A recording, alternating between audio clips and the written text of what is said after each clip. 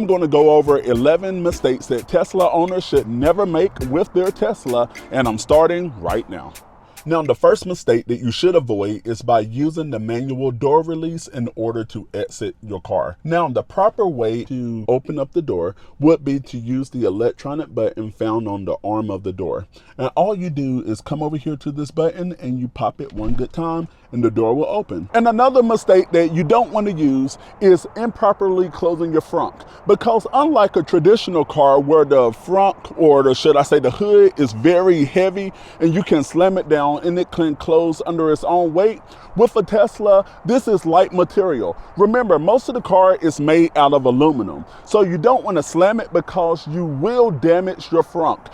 Some people say you may. If you do it heavy enough, repeatedly over and over, you will throw it out of alignment. You will see dents there, and you will also damage other components of your car. So the proper way, in order to close your frunk, we're going to lower it. Remember, don't slam it. We're going to lower it here. And on both sides of the Tesla T, we're just going to push it in one time. Or some people, if you don't want fingerprints all over, you can make like a fist too, and just give it one firm push. Now the frunk is closed. By doing it like that, you can potentially save thousands of dollars. And not using your Tesla cameras whenever you're parking or in tight situations is a big mistake. You can avoid curbing your Tesla wheels by backing into parking spots and using the backup and side cameras in order to gauge distance. And by chance you do curb up your wheels on a curb or you hit something with your wheel, there is no worries, because you can also visit evbase.com and get 15% off of your wheel covers and also any other Tesla accessory whenever you use the special promo code JustFrugalMe at checkout, and I'm going to leave that link down below. While the frameless glass windows on your Tesla give it that premium look, one mistake that happens is whenever people go to close their door, they're putting their hand here on the glass and they're pushing it closed. That is a big no-no, because you can risk breaking the glass on your car. The correct way in order to close the door on your car, on your Tesla, is by putting your hand on the door and just closing it like that. And in reverse, this happens more than you will ever know, especially with people who are not familiar with Tesla. Whenever they're trying to enter the Tesla, they put their hand here, they start poking around, and the door pop open. Versus actually putting their thumb in and pulling it out, they then reach up for the glass and they will pull the door open by the glass. So make sure that you let people know you put your thumb in, you pull out. And if it comes out just a little bit, don't grab the glass. Rather put your hand right here and pull it right open, because again, you don't want to damage the glass on your Tesla. And you do want to maximize the regenerative braking on your Tesla.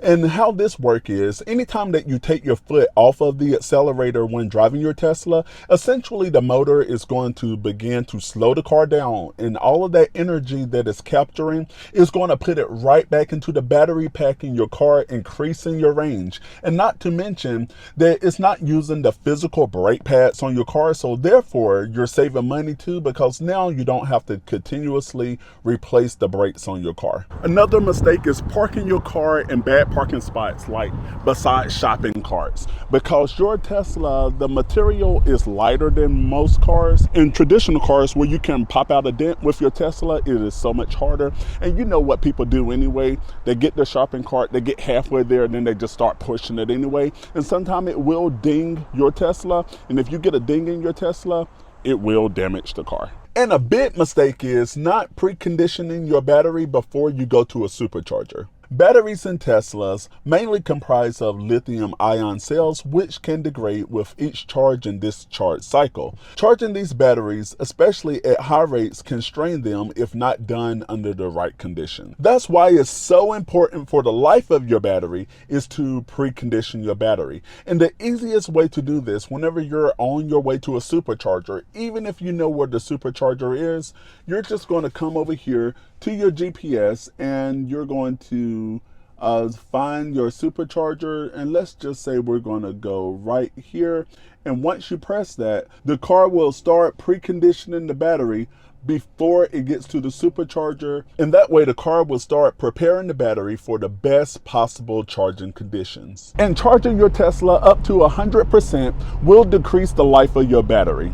Because even here inside of your Tesla, whenever you go over, just say 80%, it says 80% recommended for daily driving. Because even here on X, which is old Twitter, a Tesla Model 3 owner asked Elon Musk whether she should charge up to 100%, given that her total commute daily is 160 miles.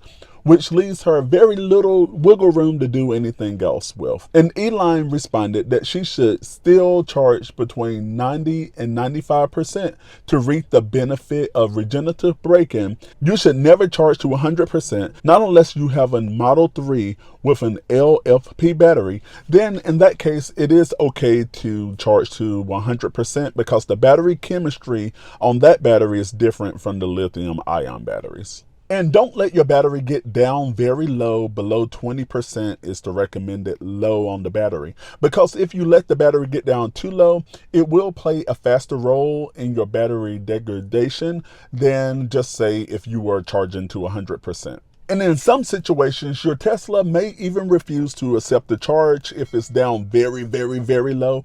Then you have to reach out to Tesla support, which that costs you more money, and you get the drift here. Your Tesla is made of a softer material than your traditional car. So whenever you are closing the door on your Tesla, you don't have to push it like some traditional cars. That's what you call slamming your car door. It's not as heavy, so you can just close the door just like that. Because whenever you slam the door, it can knock your door out of alignment. It can mess up the motor of the electronic window that's inside. And also it can over time sacrifice the sound quality inside of the cabin. And go on and check out 11 useful features that you need to know about your Tesla in the top video right over there. Check out the other video for all things related to your Tesla and your money. And I will see you in the next video.